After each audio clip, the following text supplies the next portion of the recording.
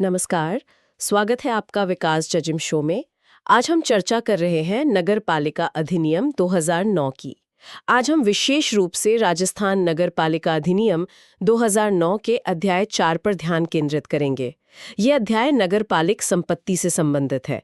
मतलब नगर पालिका संपत्ति कैसे प्राप्त करती है, कौन सी संपत्ति कानूनी तौर पर उसकी मानी जाती है, और हाँ, उसका प्रबंधन व निपटान कैसे किया जाता है, व्यय जिसे कहते हैं डिस्पोजल। बिल्कुल। हमारी चर्चा का आधार रहेगा मुख्य अधिनियम, और साथ ही जहां जरूरत होगी हम नोट्स या संशोधनों से मिली जानकारी को भी देखेंगे। हम समझेंगे कि ये अधिनियम और खासकर ये अध्याय 4 नगर पालिका की संपत्ति से जुड़े पहलुओं को कैसे संभालता है, धारा 67 से लेके 75 तक। ठीक है, तो चलिए सीधे धारा 67 से शुरू करते हैं।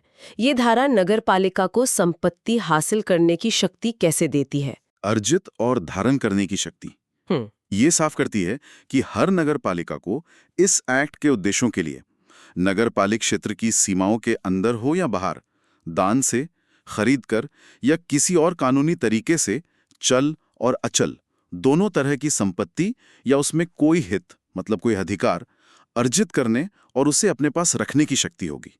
अच्छा, यानी नगर पालिका लीगली प्रॉपर्टी खरीद सकती है, डोनेशन ले सकती है या और तरीकों से भी ले सकती है अपने काम के लिए।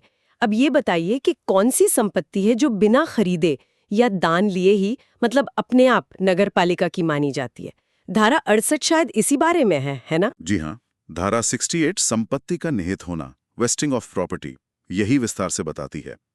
उपधारा 1 कहती है कि देखिए, अगर राज्य सरकार ने कोई विशेष आरक्षण नहीं किया है और कहीं कोई दूसरी व्यवस्था नहीं दी गई है, तो कुछ खास तरह की संपत्तियां और सार्वजनिक काम जो नगर पालिका क्षेत्र में हैं, वो नगर पालिका में निहित होंगी, उसी की मानी जाएंगी। उनका निर्देशन, प्रबंधन, नियंत्रण सब नगर पालिका के अधीन होगा और वो उसे एक्ट के उद्देश्यों के लिए एक ट्रस्टी मतलब न्यासी के रूप में रखेगी। ट्रस्टी के तौर पर। अच्छा, ये सूची तो काफी विस्तृत लगती है। क्या क्या शामिल है इसमें? हाँ, ये काफी व्यापक है। देखिए, इसमें है क सारी सार्वजनिक भूमि मतलब वो पब्लिक लैंड जो निजी संपत्ति ना हो और पहले से किसी और अथॉरिटी के पास ना हो। ठीक है, सार्वजनिक भूमि। ख नगर के सारे सार्वजनिक परकोटे, द्वार, बाजार, वधशालाएं, खाद और विष्ठा के डिपो और वो सारे सार्वजनिक भवन जो म्युनिसिपल फंड से बने हैं या मेंटेन होते हैं। हम्म। सारे सार्वजनिक तालाब, जलधाराएं, जलाशय, कुंड, झरने, जल सेतु, नलिकाएं, सुरंग, पाइप, पंप और सारे पुल, भवन, इंजन, संकर्म, उनसे जुड़ा सारा सामान।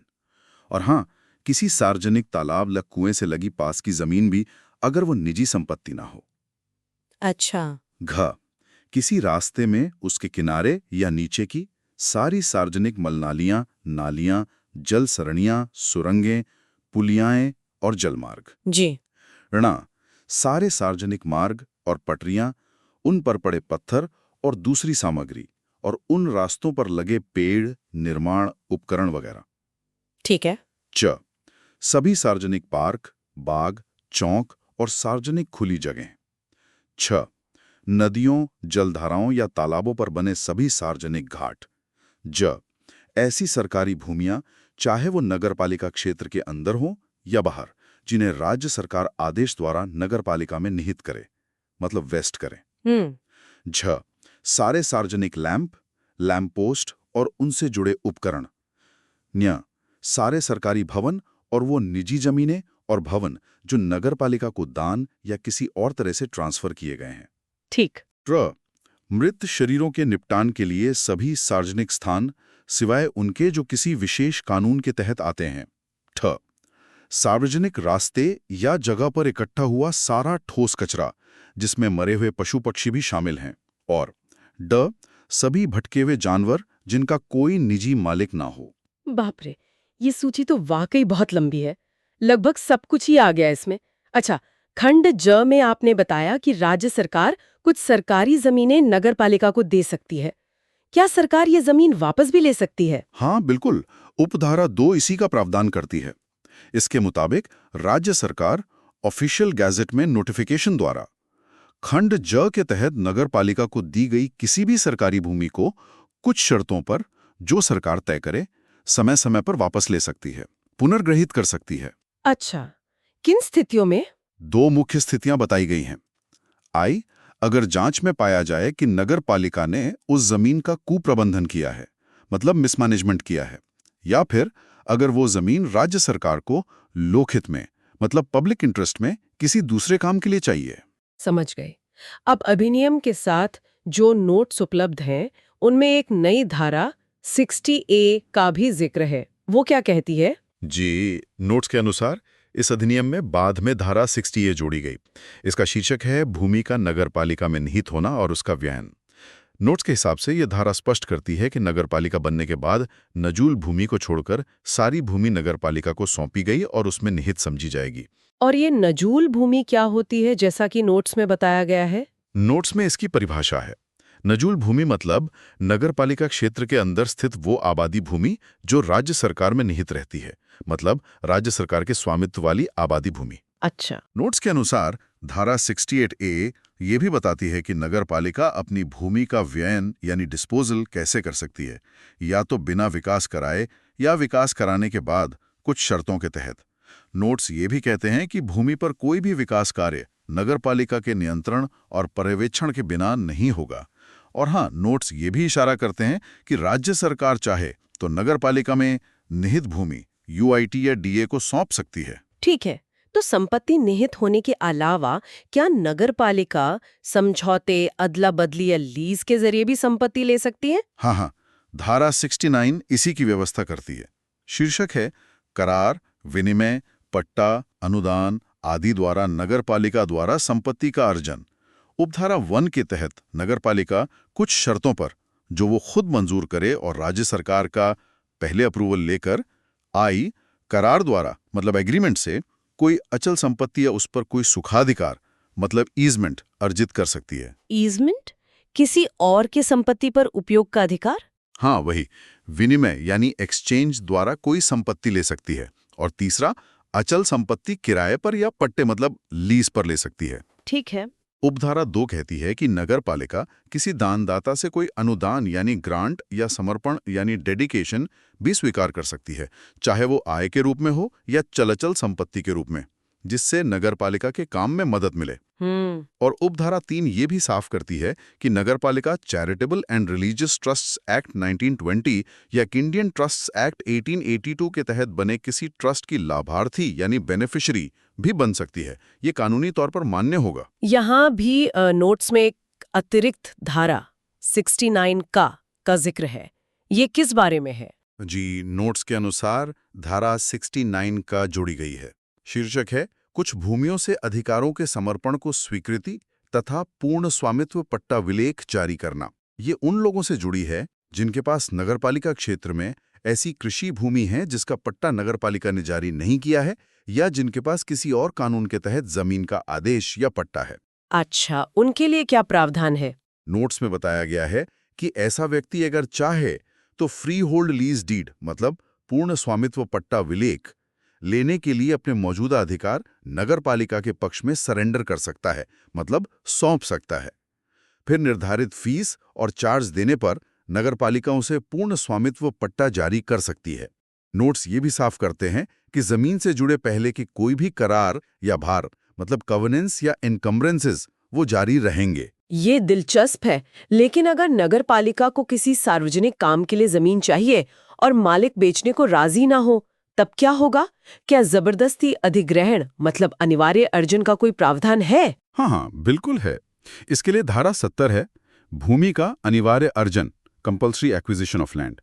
ये कहती है कि जब कोई भूमि या उसमें कोई अधिकार, चाहे वो नगरपालिका सीमा के अंदर हो या बाहर, इस एक्ट के उद्देश्यों के लिए जरूरी हो, तो राज्य सरकार नगरपालिका के अनुरोध पर लैंड एक्विजिशन एक्ट 1894 के प्रावधानों के तहत उसे अनिवार्य रूप से अर्जित करने की कार्रवाई कर सकती है। अच्छा।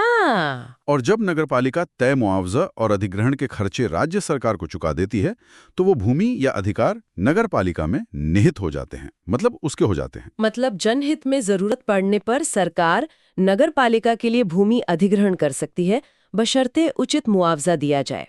अच्छा, अब धारा 71 की बात करते हैं, जो कुछ खास तरह की जमीनों के आवंटन और नियमितीकरण से जुड़ी है। बिल्कुल। धारा 71 का शीर्षक है कतिपय भूमियों का आवंटन, नियमन आदि। ये उन जमीनों पर लागू होती है जो राजस्थान भू राजस्व अधिनियम 1956 की धारा 90 ख के तहत खातेदारों के अधिकार खत्म होने पर या उनके द्वारा जमीन सरेंडर करने पर नगरपालिका के अधीन आई हैं। अच्छा, तो ऐसी जमीन किसे आवंटित होगी? ये जमीन मुख्य रूप से उन्हीं व्यक्तियों को आवंटित या नियमित की जाएगी जिनके पास या तो धारा 90 ख में बताए गए दस्तावेजों के आधार पर कब्जा है या जिन्होंने जमीन सरेंडर की है। और ये आवंटन या नियमितीकरण कैसे होगा? कोई शर्तें होंगी? हाँ, ये कुछ नियमों, शर्तों और पात्रता की जांच के बाद होगा। साथ ही निर्धारित शुल्क या प्रीमियम या दोनों का भुगतान करना होगा। ये दरें राज्य सरकार तय करेगी। क्या इसमें कोई अपवाद है? कोई ऐसी जमीन जिसका आवंटन या नियमितीकरण नहीं हो सकता? हाँ, एक बहुत महत्वपूर्ण परंतुक है, मतलब प्रोवाइजो। ऐसी किसी भी भूमि का आवंटन या नियमितीकरण नहीं किया जाएगा जिसे सार्वजनिक उपयोगिताओं या सेवाओं के लिए चिन्हित किया गया हो, ईयरमार्क्ड किया गया हो। जैसे कि? जैसे पार्क, नर्सरी, सिविल या सैन्य हवाई अड्डे, bus stand, transport terminal, railway, सार्वजनिक सड़कें, हाईवे, फुटपाथ, सीवरेज लाइन, पानी की लाइन, बिजली लाइन, टेलीफोन लाइन, अस्पताल, स्कूल, कॉलेज, यूनिवर्सिटी, शमशान या कब्रिस्तान, या ऐसे ही अन्य उद्देश्य जो राज्य सरकार नोटिफाई करे। समझ गई, महत्वपूर्ण है ये। उपधारा 2 ये भी बताती है कि इस धारा के तहत वसूले गए शुल्क राज्य की संचित निधि और नगरपालिका निधि में जमा किए जाएंगे, जैसा भी राज्य सरकार तय करे। ठीक है, अब मान लीजिए राज्य सरकार ने नगरपालिका का कोई काम करने के लिए किसी अधिकारी को नियुक्त किया है। क्या वो अधिकारी खुद ही उस काम के लिए जरूरी अनुबंध मतलब कॉन्ट्रैक्ट कर सकता है? हाँ, धारा 72 इसी की इजाजत देती है। शीर्षक है नगरपालिक संकर्मों के निष्पादन के लिए सरकार द्वारा नियुक्त अधिकारियों द्वारा संविदा और ऐसे संकर्मों के लिए संदाय। ये कहती है कि अगर राज्य सरकार ने नगरपालिका के किसी काम को करने के लिए किसी व्यक्ति को नियुक्त किया है तो वो व्यक्ति सरकार द्वारा तय नियंत्रण के अधीन उस काम के लिए आवंटित राशि की सीमा तक जरूरी अनुबंध कर सकता है और नगरपालिका उस नियुक्त व्यक्ति को उस काम के लिए जरूरी राशि का भुगतान करेगी। अच्छा, अब आते हैं धारा 73 पर। ये संपत्ति के हस्तांतरण और अनुबंधों के बारे में काफी महत्वपूर्ण लगती है। इसमें क्या मुख्य प्रावधान है? धारा 73 संपत्ति के अंतरण और संविधाओं के संबंध में उपबंध, ये वाकई बहुत महत्वपूर्ण है। उपधारा 1 कहती है कि हर नगरपालिका निर्धारित प्रतिबंधों और शर्तों के अधीन अपनी किसी भी चल या अचल संपत्ति को, जिसमें नगरपालिक भूमि या सरकारी भूमि भी शामिल है, पट्टे पर दे सकती है, बेच सकती है, नियमित कर सकती है, आवंटित कर सकती है या किसी और तरह से हस्तांतरित कर सकती है। साथ ही वो ऐसे सभी अनुबंध कर सकती है जो इस एक्ट और इसके नियमों के प्रावधानों और उद्देश्यों को लागू करने के लिए जरूरी या उचित हों, बशर्ते वो इनसे असंगत ना हो। लेकिन इस शक्ति पर कुछ शर्तें या प्रतिबंध भी होंगे, जाहिर है। हाँ, बिल्कुल। 2 मुख्य परंतुक हैं, मतलब शर्तें हैं। आई, कोई भी पट्टा, विक्रय, नियमन, आवंटन या हस्तांतरण और अनुबंध तभी नगरपालिका पर बाध्यकारी होगा जब वो इस एक्ट और इसके तहत बने नियमों के अनुसार हो। ठीक है, और दूसरा? ये किसी सरकारी भूमि का संबंध में कोई भी पट्टा, विक्रय, नियमन, आवंटन या हस्तांतरण या उससे जुड़ा कोई अनुबंध तब तक वैध नहीं होगा जब तक कि उसकी पुष्टि मतलब कंफर्मेशन निर्धारित प्राधिकारी द्वारा निर्धारित तरीके से और शर्तों पर न कर दी जाए। यहाँ सरकारी भूमि का क्या मतलब है, इसे स्पष्ट किया गया है? हाँ, धारा में स्पष्टीकरण दिया गया है। सरकारी भूमि का मतलब है क वो भूमि जो धारा 68(1) के तहत नगरपालिका में निहित हुई हो, मतलब सरकार द्वारा नगरपालिका को दी गई भूमि। या ख वो भूमि जो राजस्थान भू राजस्व अधिनियम 1956 की धारा 3 के अनुसार नजूल भूमि है। या ग वो भूमि जो राज्य सरकार द्वारा नगरपालिका के व्यनाधीन रखी गई हो, मतलब उसके डिस्पोजल पर रखी गई हो। ठीक है, अगर संपत्ति के हस्तांतरण या अनुबंध में कोई गड़बड़ी पाई जाती है तो क्या प्रक्रिया है? क्या उसे रोका या रद्द किया जा सकता है? हाँ, उपधारा 2 इसी प्रक्रिया को बताती है। क राज्य सरकार या उसके द्वारा अधिकृत कोई अधिकारी किसी नगरपालिका या उसके अध्यक्ष अधिकारी द्वारा किए गए किसी संपत्ति हस्तांतरण के प्रस्ताव की शुद्धता, वैधता या औचित्य की जांच के लिए संबंधित रिकॉर्ड मंगवा सकता है और जांच के दौरान वे प्रस्ताव पर आगे की कार्रवाई को रोक सकते हैं, स्टे लगा सकते हैं। अच्छा, फिर जांच के बाद? ख रिकॉर्ड जांचने और संबंधित लोगों को सुनवाई का उचित मौका देने के बाद अगर राज्य सरकार या अधिकृत अधिकारी संतुष्ट होते हैं कि प्रस्ताव एक्ट के प्रावधानों के अनुसार नहीं है या उनका उल्लंघन करता है, तो वे ऑफिशियल गैजेट में आदेश प्रकाशित करके उस प्रस्ताव या उसके तहत की गई किसी भी कार्रवाई को पूरी तरह या आंशिक रूप से संशोधित, रद्द या विखंडित कर सकते हैं या कोई और निर्देश दे सकते हैं। और अगर किसी ने ऐसे गलत हस्तांतरण के आधार पर जमीन पर कब्जा कर लिया हो तो उसका क्या होगा? उपधारा 3 इसका समाधान बताती है। अगर किसी व्यक्ति ने इस धारा के प्रावधानों का उल्लंघन करके किए गए किसी पट्टे, विक्रय, आवंटन, हस्तांतरण या अनुबंध के तहत किसी नगरपालिक या सरकारी भूमि पर कब्जा ले लिया है, तो उसे राजस्थान लोक परिसर अनधिकृत अधिभोगी की बेदखली अधिनियम 1964 के तहत अनधिकृत अधिभोगी माना जाएगा। Unauthorised occupant. तो उसे बेदखल किया जा सकता है। हाँ, उसे उस भूमि से बेदखल किया जा सकता है और उस पर अनधिकृत उपयोग और कब्जे के लिए किराया या नुकसानी भी वसूली जा सकती है। ये तब तक लागू रहेगा जब तक राज्य सरकार या अधिकृत अधिकारी उस पट्टे, विक्रय आदि की पुष्टि निर्धारित तरीके से न कर दें। और अगर पुष्टि नहीं होती है तो जो पैसा दिया था उसका क्या?